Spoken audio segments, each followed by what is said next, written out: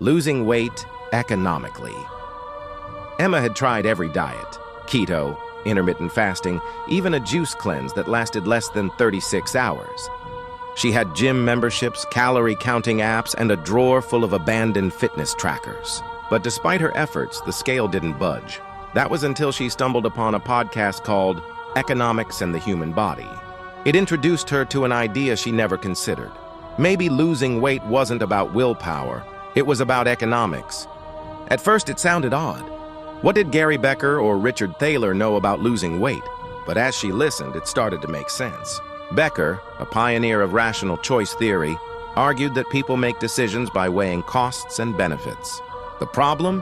Eating a cookie had immediate joy, while the cost, gaining weight, was distant and abstract. This was present bias in action. Emma realized her future self wanted to be healthy, but her present self just wanted dessert. George Loewenstein's concept of hot-cold empathy gaps hit home next. In her cold, rational moments, Emma would prep salads and vow to skip dessert. But in a hot state, walking past a bakery, logic evaporated. She didn't need another meal plan. She needed to protect herself from herself. Then she read about Thomas Schelling's idea of pre-commitment. Like placing soldiers near a cliff, she had to eliminate her ability to retreat. She wrote a contract. If she didn't lose 5 pounds in 30 days, she'd donate $200 to a political cause she despised. The threat was real. Her motivation skyrocketed. Daniel Kahneman's work on loss aversion added fuel to the fire. People hate losing more than they love winning. Emma joined an app where missed workouts cost her $5, redistributed to strangers who showed up. Losing cash, especially to people she didn't know, stung. But it worked.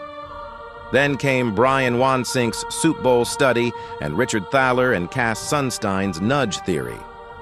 She started rearranging her kitchen, nuts in hard-to-reach containers, snacks off the counter, fruits front and center. She swapped large dinner plates for salad ones. Google reduced M&M consumption by millions with a bowl lid. Emma figured she could too. For emergencies, she borrowed an idea from Stephen Levitt: carry a vial of foul-smelling liquid. When craving struck, one whiff of liquid rotten eggs snapped her out of it. It wasn't pretty, but it worked. Finally, she reconsidered her environment. In Japan, obesity was just 2% compared to America's 27%. It wasn't genetics, it was portion sizes, social cues, and culture. Emma couldn't move across the world, but she could recreate a bit of Tokyo at home. Smaller servings, slow meals, no TV while eating.